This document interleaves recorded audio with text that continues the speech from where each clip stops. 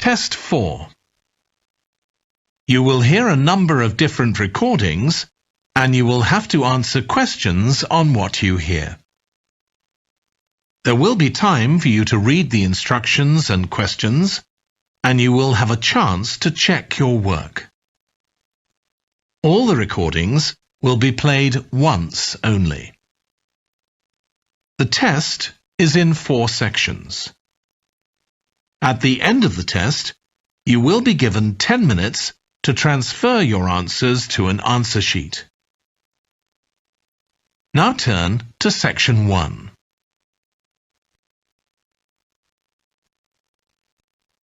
Section 1. You will hear a woman phoning a hotel about holding a party there. First, you have some time to look at questions 1 to 7.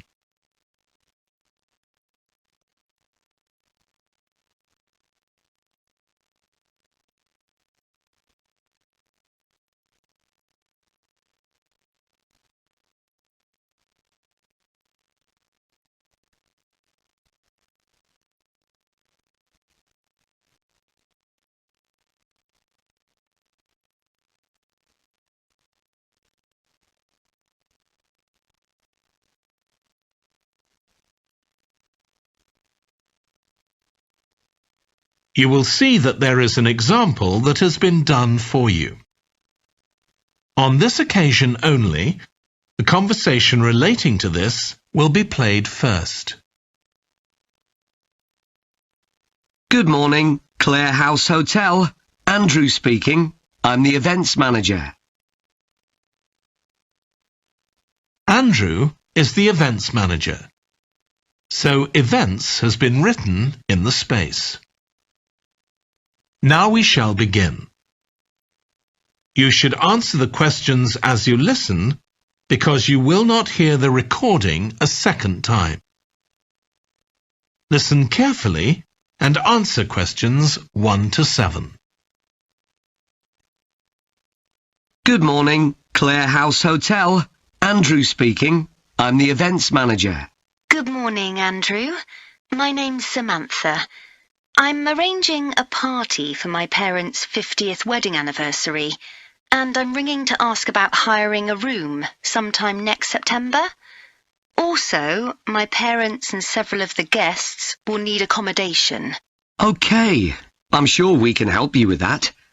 Will you be having a sit-down meal or a buffet? Probably a sit-down. And do you know how many people there'll be? Around 80, I think. Well, we have 2 rooms that can hold that number. One is the Adelphi room.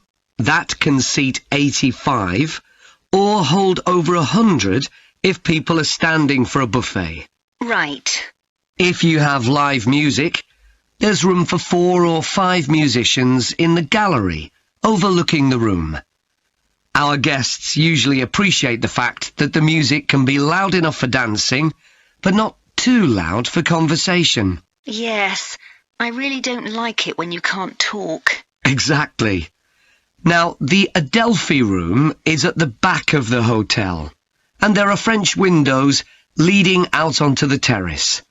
This has a beautiful display of pots of roses at that time of the year.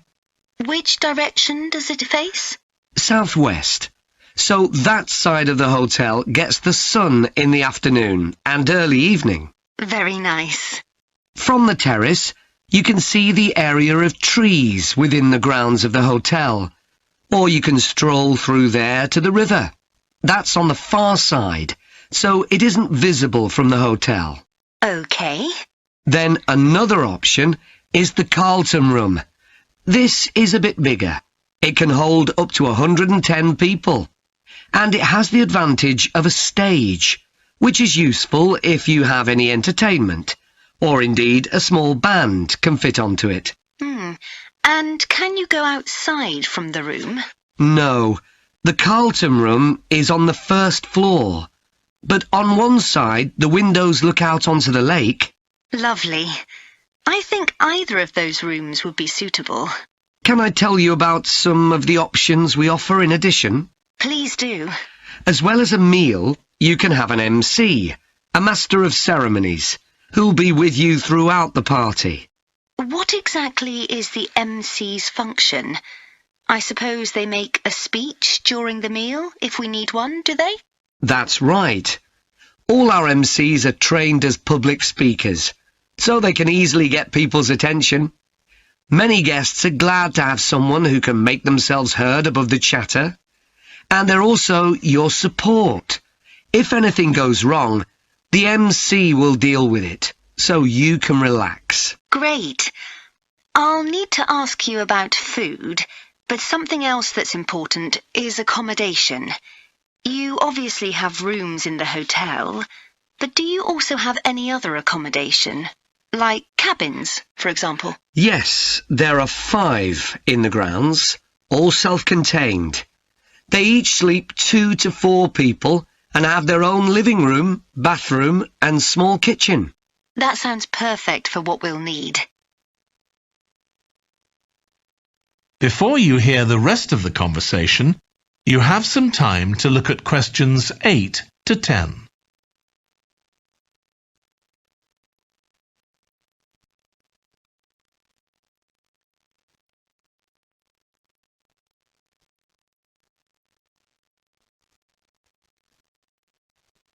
Now listen and answer questions 8 to 10.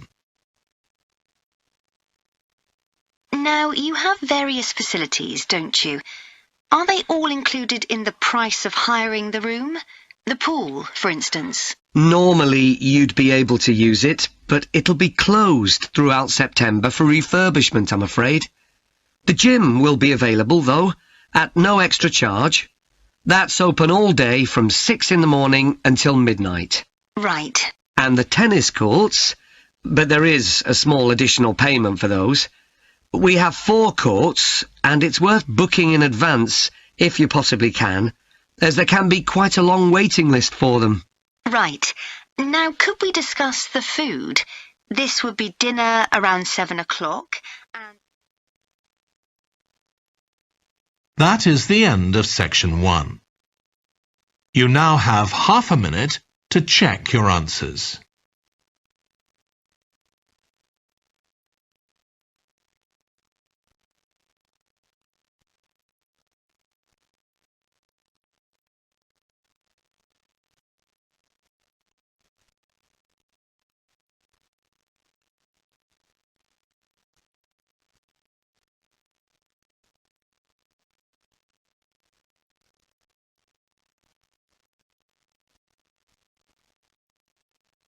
Now turn to section 2.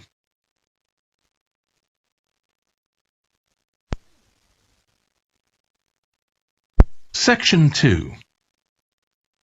You will hear a holiday company representative talking to a group of tourists in a large hotel about things they can do during their holiday. First, you have some time to look at questions 11 to 16.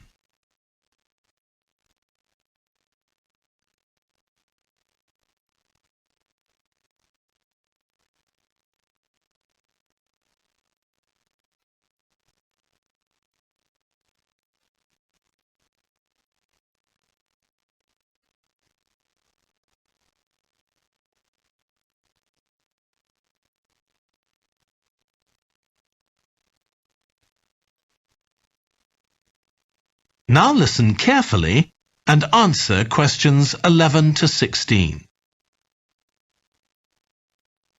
Hello everyone, I'm Jake Stevens and I'm your rep here at the hotel.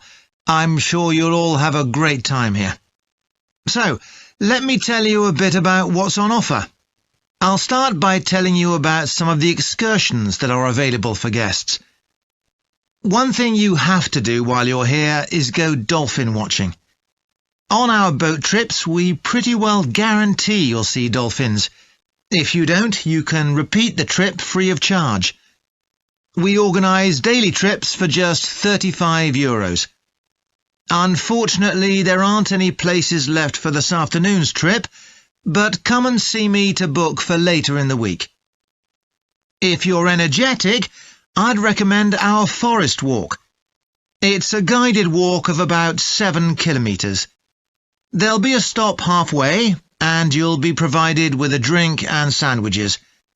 There's some fairly steep climbs up the hills, so you need to be reasonably fit for this one, with good shoes. Oh, and bring a waterproof in case it rains. It's just €25, all-inclusive, and it's every Wednesday. Then on Thursdays, we organise a cycle trip, which will give you all the fun of biking without the effort. We'll take you and your bike up to the top of Mount Lana and leave you to bike back. It's a 700-metre drop in just 20 kilometres, so this isn't really for inexperienced cyclists, as you'll be going pretty fast. And if it's a clear day, you'll have fantastic views. On our local craft tour, you can find out about the traditional activities in the island. And the best thing about this trip is that it's completely free. You'll be taken to a factory where jewellery is made, and also a ceramics centre. If you want, you can buy some of the products, but that's entirely up to you. The trip starts after lunch on Thursday, and you'll return by 6 p.m. If you're interested in astronomy, you may already know that the island's one of the best places in the world to observe the night sky. We can offer trips to the observatory on Friday for those who are interested. They cost €90 per person, and you'll be shown the huge telescopes and have a talk from an expert who will explain all about how they work. Afterwards, we'll head down to Sunset Beach, where you can have a dip in the ocean if you want, before we head off back to the hotel. Finally, there's horse riding. This is organised by the Equestrian Centre over near Playa Cortino, and it's a great experience if you're a keen horseback rider, or even if you've never been on a horse before. They take you down to the beach, and you can canter along the sand and through the waves. It costs €35, and it's available every day. Before you hear the rest of the talk, you have some time to look at questions 17 to 20.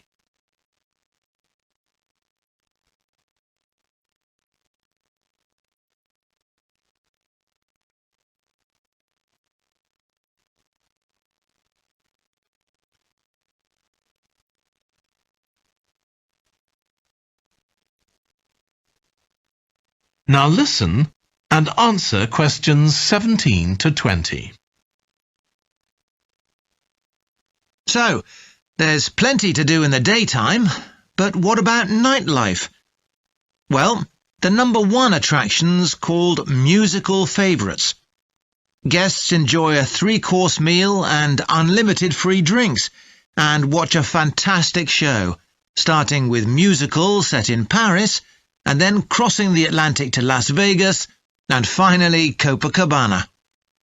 At the end, the cast members come down from the stage, still in their stunning costumes, and you'll have a chance to chat with them. It's hugely popular, so let me know now if you're interested, because it's no good leaving it until the last minute. It's on Friday night. Tickets are just €50 each, but for an extra €10, you can have a table right by the stage. If you'd like to go back in time, there's the Castle Feast on Saturday evening. It's held in a 12th century castle, and you eat in the great courtyard, with ladies in long gowns serving your food. You're given a whole chicken each, which you eat in the medieval way, using your hands instead of cutlery. And you're entertained by competitions where the horseback riders attempt to knock one another off their horses. Then you can watch the dancers in the ballroom and join in as well if you want. OK, so now if anyone has... That is the end of section 2. You now have half a minute to check your answers.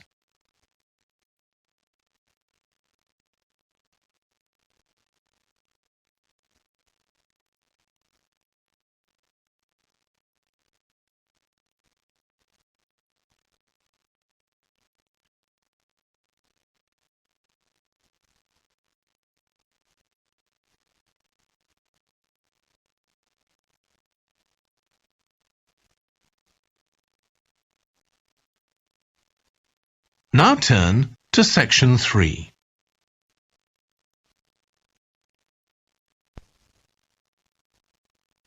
Section 3.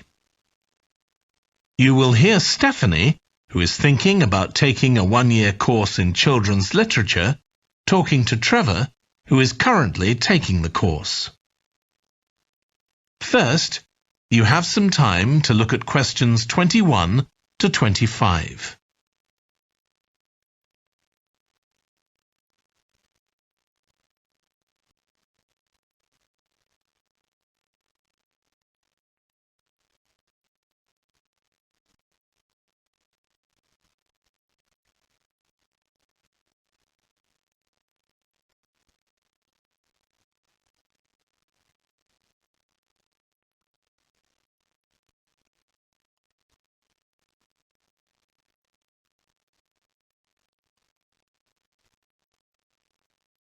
Now listen carefully and answer questions 21 to 25.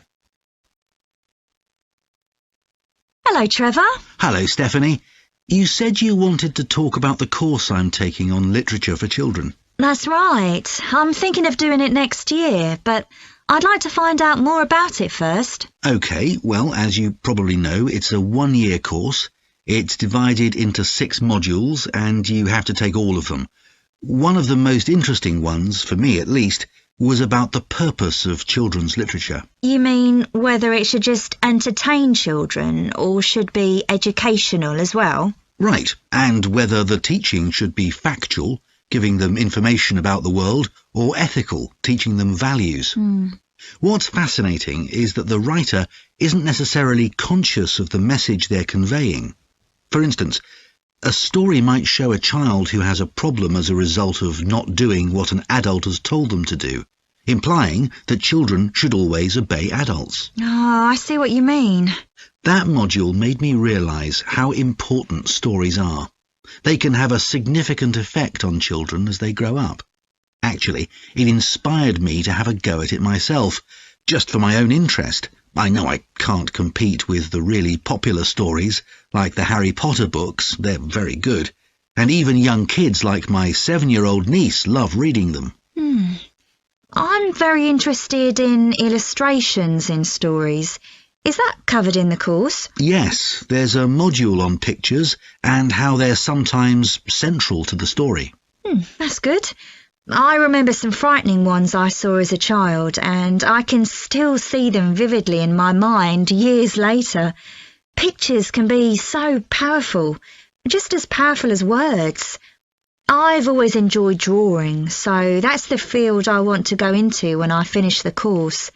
I bet that module will be really helpful. I'm sure it will. We also studied comics in that module, but I'm not convinced of their value, not compared with books. One of the great things about words is that you use your imagination, but with a comic you don't have to. But children are so used to visual input on TV, video games and so on. There are plenty of kids who wouldn't even try to read a book, so I think comics can serve a really useful purpose. You mean it's better to read a comic than not to read at all? Yes, I suppose you're right. I just think it's sad when children don't read books. What about books for girls and books for boys? Does the course go into that? Yes, there's a module on it. For years, lots of stories, in English at least, assumed that boys went out and did adventurous things, and girls stayed at home and played with dolls. I was amazed how many books were targeted at just one sex or the other. Of course, this reflects society as it is when the books are written. That's true. So it sounds as though you think it's a good course. Definitely. Before you hear the rest of the discussion, you have some time to look at questions 26 to 30.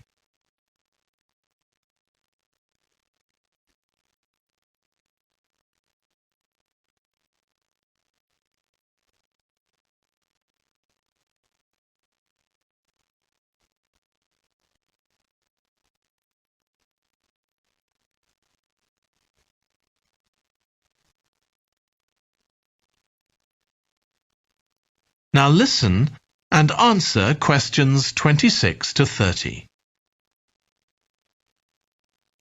Have you been reading lots of children's stories to help you decide whether to take the course? Yeah, I've gone as far back as the late 17th century, though I know there were earlier children's stories. So does that mean you've read Perrault's fairy tales, Cinderella, the Sleeping Beauty, and so on?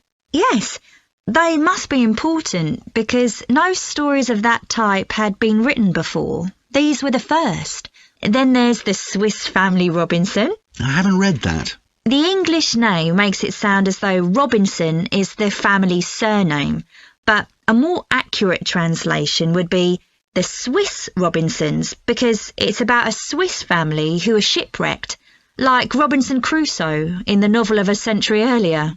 Well, I never knew that.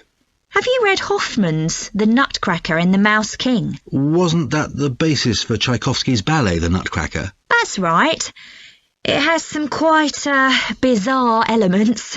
I hope you've read Oscar Wilde's The Happy Prince. It's probably my favourite children's story of all time. Oh, mine too. And it's so surprising because Wilde is best known for his plays, and most of them are very witty, but The Happy Prince is really moving.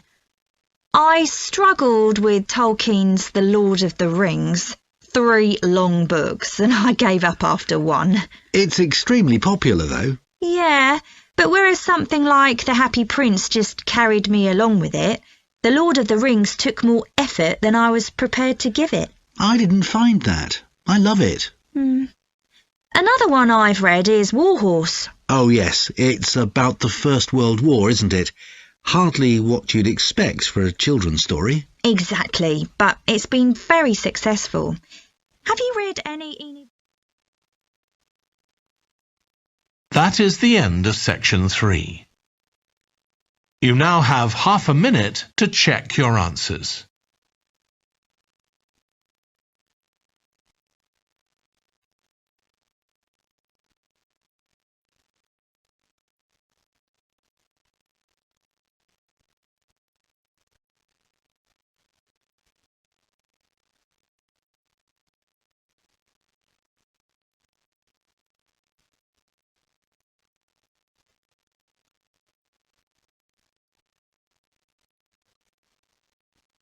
Now turn to section 4.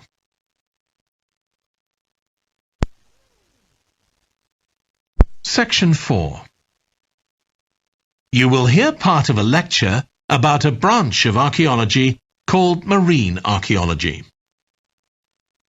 First, you have some time to look at questions 31 to 40.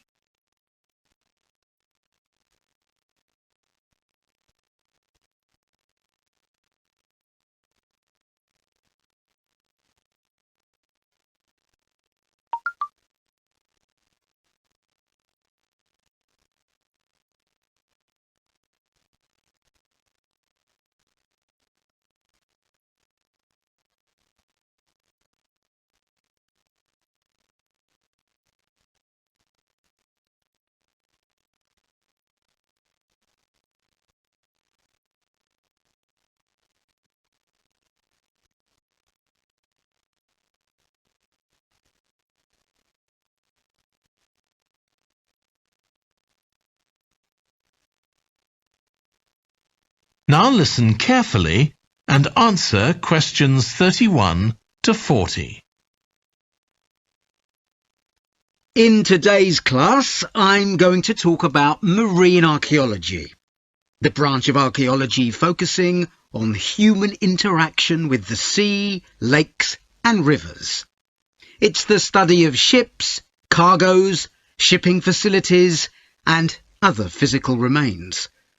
I'll give you an example, then go on to show how this type of research is being transformed by the use of the latest technology.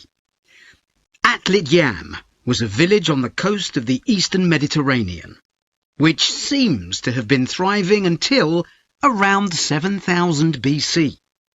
The residents kept cattle, caught fish, and stored grain.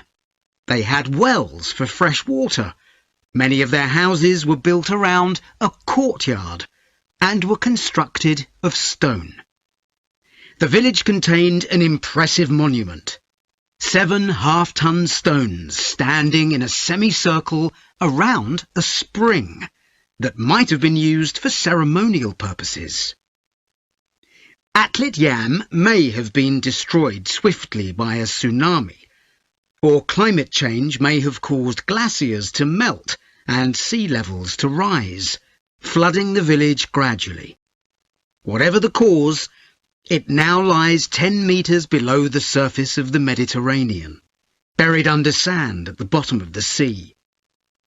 It's been described as the largest and best preserved prehistoric settlement ever found on the seabed. For marine archaeologists, Atlit Yam is a treasure trove. Research on the buildings, tools, and the human remains has revealed how the bustling village once functioned, and even what diseases some of its residents suffered from. But of course, this is only one small village, one window into a lost world. For a fuller picture, researchers need more sunken settlements, but the hard part is finding them. Underwater research used to require divers to find shipwrecks or artifacts, but in the second half of the 20th century, various types of underwater vehicles were developed, some controlled from a ship on the surface, and some of them autonomous, which means they don't need to be operated by a person. Autonomous underwater vehicles, or AUVs, are used in the oil industry, for instance, to create maps of the seabed before rigs and pipelines are installed. To navigate, they use sensors such as compasses and sonar. Until relatively recently, they were very expensive and so heavy that they had to be launched from a large vessel with a winch.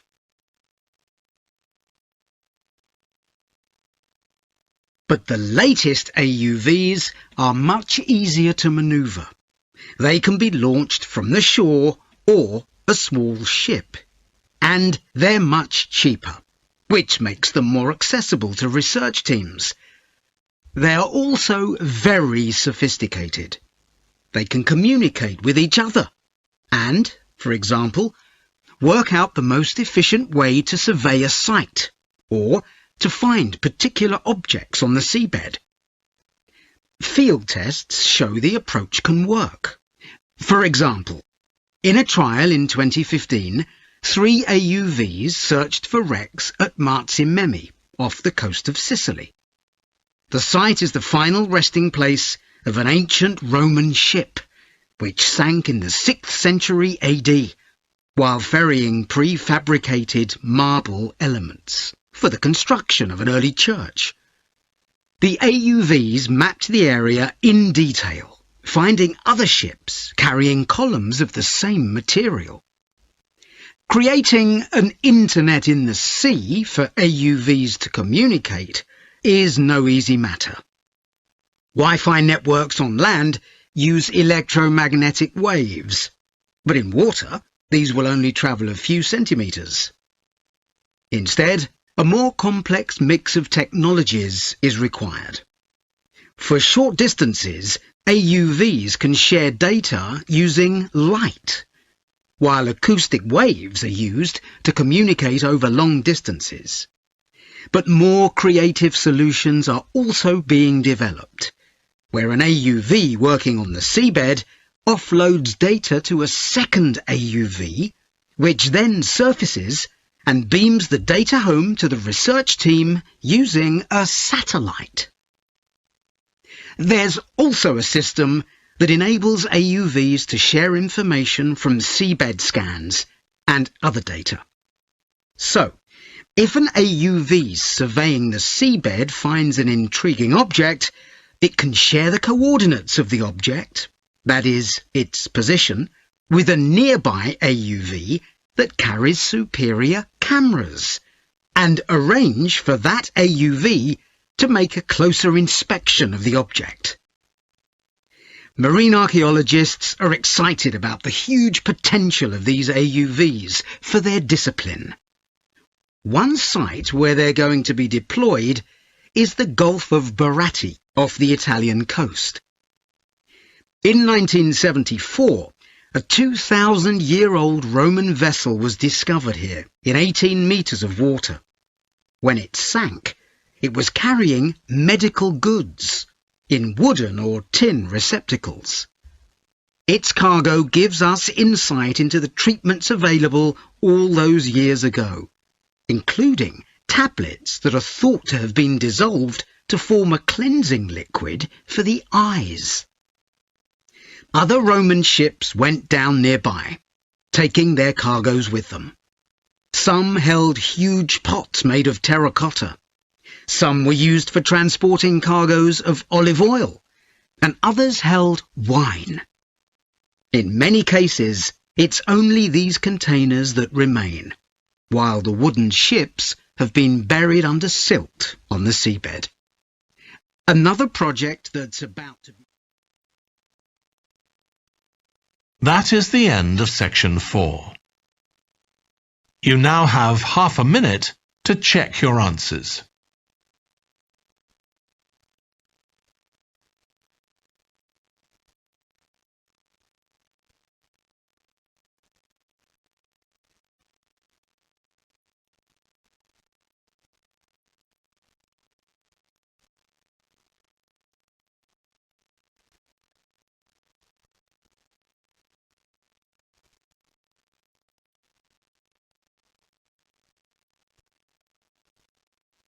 That is the end of the listening test.